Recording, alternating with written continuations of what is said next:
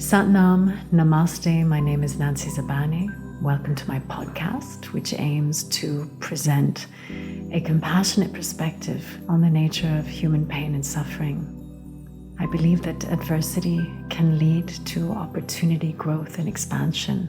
And I also strongly believe that challenges are a call to awaken to something that we have not previously seen. In this episode, I'll be addressing the subject of trauma. Trauma is one of the invisible forces that shapes our lives, the way we live, the way we love, and the way we make sense of the world. A great source of inspiration for me, Dr. Gabor Mate, said that trauma is not what happens to you, it's what happens inside of you as a result of what happened to you in the past. In line with its Greek origins, trauma means a wound, an unhealed one that a person is compelled to defend against by means of constricting their own ability to feel, to be present, and to respond with flexibility in any situation. Nothing overtly dramatic needs to happen to a young human being to induce trauma. It is sufficient that she or he be wounded without an immediate capacity to heal the wound. Trauma induces a defensive tensing of the body and psyche, a constriction and a triggering of pain out of keeping with the present stimulus. Whenever we experience a major bodily or psychological tension, we are likely experiencing a traumatic implicit memory. As a Palestinian, I have been deeply shaken by the crisis in Gaza. Even with all the tools I have at my disposal to move through stagnant energy, to transmute my anger and my pain, I understood that something much bigger and much older was being awakened within me. The situation in Gaza is not just about my old story, but that of my parents and of my grandparents. In fact, it extends even further beyond that to encompass the story of all human suffering. A lack of self-regulation is evident amongst so many people in my community right now, as well as those directly affected by the conflict who experience strong and distressing emotional states and impulses without being able to move through them and find grounding. What I see is a lot of people acting out their feelings instead of experiencing and expressing them in healthy ways. For instance, a lot of people are using their social media platforms to project their anger unknowingly, as opposed to delivering a message from a more responsive and less reactive space. And those messages are necessary. In another example, a countless number of people I know don't sleep properly because their nervous systems are so dysregulated that the mind and the body are in overdrive to compensate. Others still have entered into a frozen paralysis, not allowing their anger to move or be processed. The trauma response has led some of us into an algorithm of our own making, where we unconsciously do nothing but doom scroll, not realizing that we have perpetuated an even darker trap for ourselves. So people often ask me, how does recognizing the unresolved trauma build resilience? Well, the recognition of trauma is itself the beginning of resilience, meaning that the person is no longer in denial of or in that unconscious flight from their emotions. Resilience comes from building that awareness, that consciousness, in recognizing and accepting the traumatized parts of us, in understanding them and taking care of them. Trauma has an incredible capacity to disconnect us from ourselves and to influence and shape our view of the world. We are effectively born connected to our gut feelings, our natural and necessary way of being. And when the pain of a traumatic event is unbearable and a child has no support to experience and move through the pain, one method of self-protection is to disconnect from feeling. And in this way, we no longer experience ourselves authentically or fully. Early experience is also the template for our lifelong view of the world and our unconscious window through which we see and understand our environments. If those early environments in our lives were unreliable or hurtful, it is possible that we develop a limited view of the world in which we begin to perceive threat even when it's not there. Or conversely, in which we defensively deny or misperceive threat when it is present. Dr. Gabor Mate says that, in short, our view of the world is skewed away from actual reality. Trauma gets recycled. All trauma emerges from fear and the awakening of an old story. Fear is the opposite of love. Fear is the loneliness of separation and the feeling of isolation and estrangement. Fear leads us into trauma. Trauma leads to anger. Anger can lead us into hostility. Hostility can lead us into vengeance. And if we have any kind of conscience, this can lead us into guilt and shame. And the depletion of energy that occurs with all of this can lead to depression. We now have a lot of science that demonstrates that trauma is passed on from generation to generation through epigenetic modulation in the expression of genes. And when we experience fear, anger, hostility, depression, epigenetically this can turn a switch on inside of us and express itself as inflammation in the body, metabolic issues, autoimmune disease, and all kinds of illnesses, both mental and physical. I believe that trauma is impacting greatly what is now happening in our region, what is happening between Israel and Palestine, what is happening between Russia and Ukraine, and so on and so forth. Only peace can create safety. And if there is no internal compass of peace or experience of peace, then we will only repeat the patterns that are deeply embedded in us, the patterns that we know, and a recycling of the trauma takes place. Empathy allows us to feel viscerally the suffering of others. To overcome trauma, empathy is needed. And it begins first with feeling the pain and the suffering in our hearts.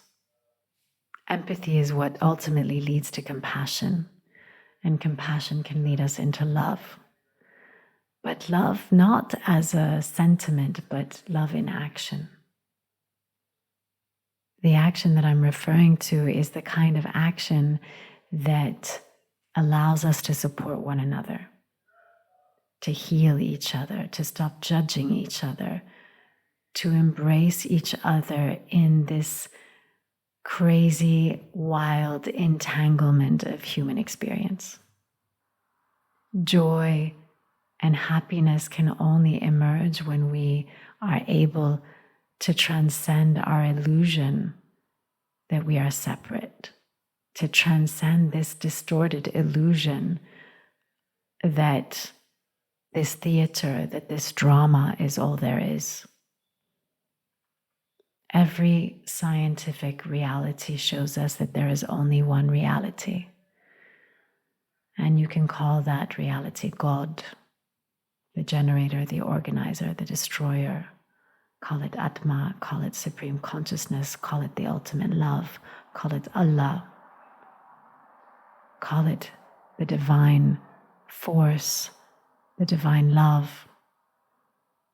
We all have different reference points for this deeper knowing of interconnectedness, of this vastness that goes beyond the conceptual thinking mind that goes beyond the finite and that allows us to tap into something much bigger, something much greater, and something more infinite.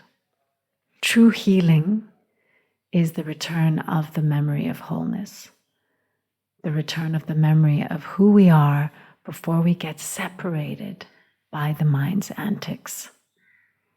Transcendence and the emergence of truth means that we are courageous enough and fearless enough to allow compassion to flow. It is so important to go beyond the old stories, the old narratives, beyond the dust-filled closets, beyond the skeletons of our separate minds, where love is not just a mere sentiment, but the ultimate truth. Is it possible to just pause for a moment and place the palms on the heart to feel the divine presence there? And as you feel, ask the question, who am I?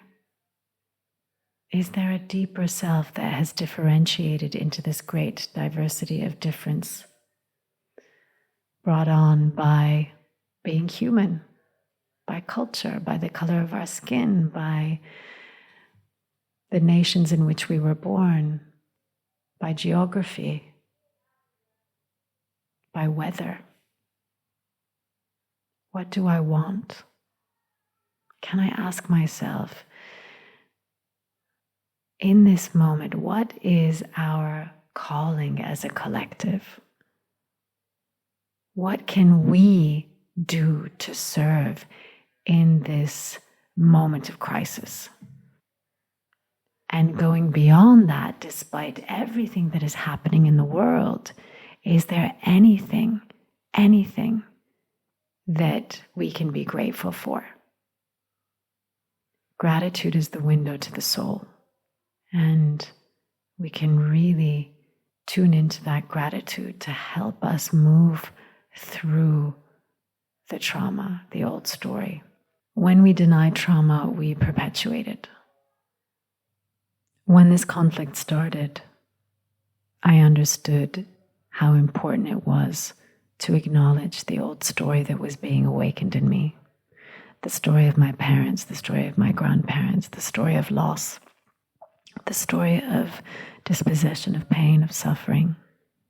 And to also tune into this deep knowing that our existence is crafted and lived in a dynamic, interconnected matrix of inconceivable extent and subtlety. This idea that we share every thought with every other mind and being. The sense of our isolated individualism is in fact an illusion, and we are intimately woven into the larger fabric and flow of this universe in ways that our minds will never grasp. I really believe that small things matter, and that we are all connected to a bigger system. This is in fact what the butterfly effect teaches us. The butterfly effect rests on the notion that the world is deeply interconnected, such that one small occurrence can influence a much larger, complex system. So the effect is named after an allegory for chaos theory that evokes the idea that a small butterfly flapping its wings could hypothetically cause a typhoon. And in the early 1970s, the meteorologist and mathematician Edward Norton Lorenz articulated the butterfly effect in science and launched the field of chaos theory.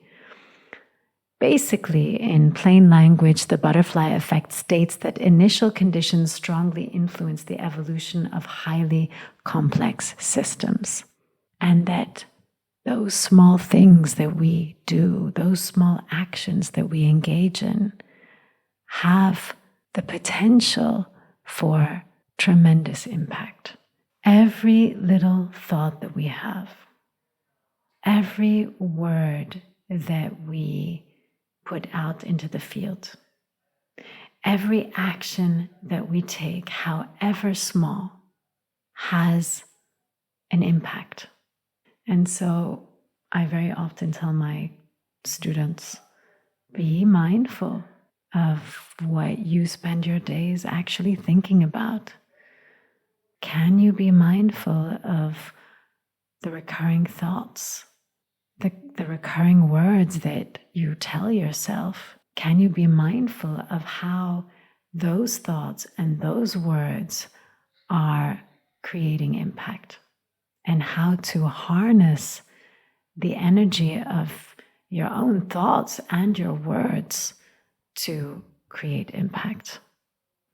So when we really embrace this piece around this real sense of being part of a multidimensional ecology or ecosystem, then we recognize that we do not exist separate and apart from all that we relate to, and that we do not arise independently from our environments, rather we are formed by them. Is it possible to see God in all, to see the divine in everything, to recognize the play of this supreme reality, to recognize the other is you, and to see the reflection of myself in everything? Yogi Bhajan said that relationship is nothing but a totally extended experience of self. Relationship is nothing but a totally extended experience of self. When something is missing in your life, in your environment, in your relationships, don't wait, expect, or demand. Rather, challenge yourself to bring it, to relay it, and to be it.